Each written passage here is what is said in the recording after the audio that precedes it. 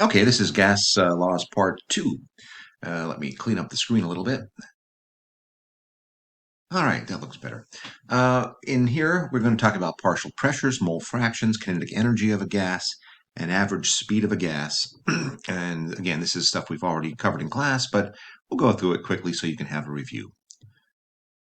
Dalton's law of partial pressure is perhaps the easiest of all things to understand. And it just says that the total pressure of the the total pressure of a collection of gases the total pressure exerted is the sum of the pressures of the individual gases. And once again, you could use partial pressures of each of these gases, get them from the ideal gas law, and then add them together, the two pressures. Another way you can do this is to get each number of moles of the oxygen and nitrogen, and then just put them in the ideal gas law, because you can just add moles of gas together as well. So in this case, if you want to pause and try this problem, go ahead. Okay, 100.8 grams of O2. Don't forget diatomic gases, O2, N2, F2, Cl2, etc. Okay, and 289.8 grams of nitrogen are pumped into a 6-liter tank kept at 20 degrees C. So we have to get moles. And then we can go ahead and do our work here. Excuse me. Time for another cup of coffee, guys. All right. Again, when you're solving for moles, you divide by the molar mass. And don't forget, it's N2. So I have 10.34 moles of nitrogen. Plug it in the ideal gas law, and you get 41.5 atmospheres. Do the same thing with oxygen. And once again, be careful, 32 grams down here, not 16 grams. Get the moles, plug and chug, 12.6 atmospheres, add them up, and you get 54.1 atmospheres. Very easy. Okay. Don't worry about this. We did not study equilibrium yet. Okay. Mole fractions. Mole fractions are the number of moles of that in which you're interested divided by the total number of moles in all of the mixture. So if I have 1 mole of oxygen gas and I have a grand total of 4 moles of gases, it would be just one-fourth or 0.25. So mole fraction, very important, because if we know the total pressure of something, what we can do is use the mole fraction to get its partial pressure. Here's a simple example for you to try. Again, this should not take you more than a minute to do a question like this. Mole fraction of helium, just the number of moles of helium divided by the total moles. Mole fraction of argon, same thing, moles of argon divided by total moles. And finally, moles of chlorine gas, moles of chlorine divided by total moles. And mole fractions should add up to 1 or very, very close to 1. This is a good little problem here. This is a gaseous solution containing neon, hydrogen, and helium.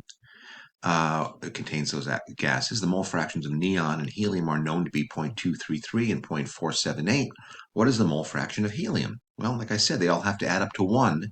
So you just have to go ahead and subtract out the gases that you know. And there you go. This is perhaps the most important takeaway about mole fraction for us right now. You can find the partial pressure of any component in a gas mixture by manipulating the total pressure by its mole fraction. So you want the mole fraction, or you want the partial pressure exerted by oxygen. And in that case, you know that the mole fraction is 0.210. And we also know that the total atmospheric pressure is 0.97 atmospheres. So going ahead and doing that, mole fraction times total pressure will give us the partial pressure of oxygen. Okay, I'll let you go. I'll go through this with you. I'll let you go ahead and take a chance to practice it if you'd like. So, okay, the following reaction goes to completion in a 6.3-liter vessel at 78 degrees C. Right away, you have a volume and a pressure, a volume and a temperature. So you're in good shape there. it says the vessel contained 2.5 moles of hydrogen and 1 mole of chlorine before the reaction took place. We'll find the mole fractions of gas of all gases after the reaction is complete. Find the total pressure in the vessel after the reaction is complete, and find the partial pressure of H2 after the reaction. Well, let's take a look here for a second. This says I've got 1 mole of chlorine and 2.5 moles of hydrogen. Notice the stoichiometry. Hydrogen and chlorine react in a 1-to-1 mole ratio. So what we're going to get is we are going to only react the 1 mole of hydrogen with 1 mole of chlorine. You're going to have 1.5 moles of hydrogen in excess. So so you're going to have 1.5 moles of hydrogen. Now, you formed 2 moles of gas from the 1 mole of chlorine gas. So we're going to have actually 3.5 moles of gas in the container after the reaction. So we can make a little chart. Before the reaction, I've got 2.5 moles and 1 mole and 0 moles. Well, what's going to happen here is that chlorine gas is all going to react, right? It's all going to react. So I'm going to get 2 moles of gas on that side because of the 2 coefficient here. And you're going to get remove 1 mole of hydrogen because it's reacted. And these are the gases with which I'm left. 1.5 moles of hydrogen, 2 moles of hydrogen chloride gas. So now we can get mole fractions. The mole fraction of hydrogen left over is 0.429. The mole fraction of that shouldn't say oxygen. That should say HCl. That's a typo on the slide. So don't get confused if you're watching it. That bottom one should not say O2. It should say HCl. So there we go, our mole fractions. So we can get the total pressure. We know our total number of moles, and we know the volume of the container. So it's 16 atmospheres. Find the partial pressure of hydrogen in the vessel after the reaction. 2 ways. You can just do it by chugging in with the ideal gas law or by using mole fraction. In my opinion, the mole fraction method is easier to understand. Okay, we did talk about collecting gas over water. And if you do, don't forget the gas that you collect is not dry. So you have to subtract out, before you can use it in ideal gas problems, you have to subtract out the vapor pressure of water after at that certain temperature. Excuse me. Okay, so the vapor pressure of water will be given to you if you need it, or it'll be in a chart.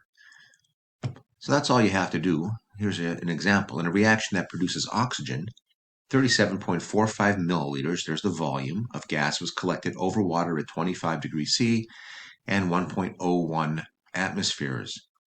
How many moles of oxygen were collected? And they give you the vapor pressure of water. So if you don't subtract out that vapor pressure of water, it's going to look like you have more gas than you actually do. That's why you have to do that. Now, first things first, let's get our units in order.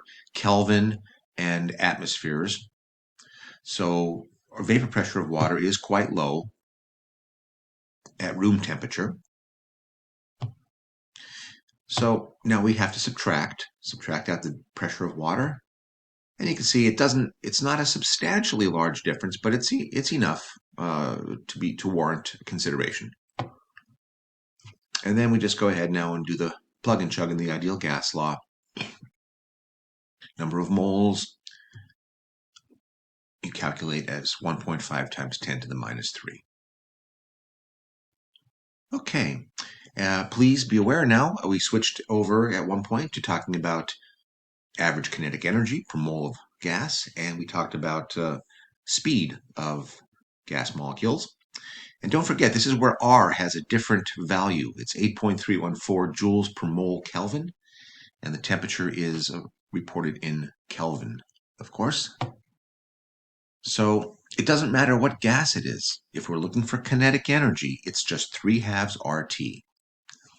And remember, they're asking here, STP, remember STP is standard temperature and pressure, 1 atmosphere and 273 Kelvin.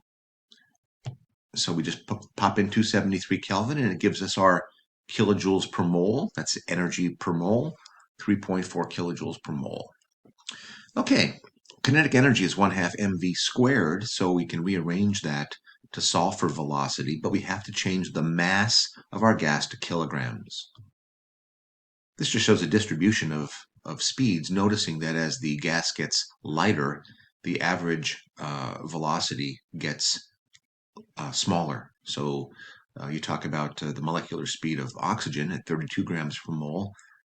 It's quite slow, somewhere around 4 times 10 to the 2 meters per second. I should say that's quite slow compared to hydrogen, which is close to 20 times 2 meters per second. Pretty fast. Okay, and here's your equation for what's called the RMS speed. We'll just call it the average velocity. And it's just a very simple, you could solve that from the kinetic energy expression. Speed is inversely proportional to the square root of molar mass. And when you see that, the heavier it is, the slower it goes. So why don't you try this one? Okay. We have speed here, 515 meters per second. We have a temperature, 298 Kelvin. We have to solve this for molar mass. You're solving for something in the denominator here, so be careful with your algebra. And we go ahead and put our numbers in, square both sides, and you could solve for the molar mass. And it is, no, don't forget, this is kilograms, so multiply by 1,000. You get 28 grams per mole, so it has to be nitrogen. So that's how we use these problems. All right, part 3 coming up, and this is your last review for the test.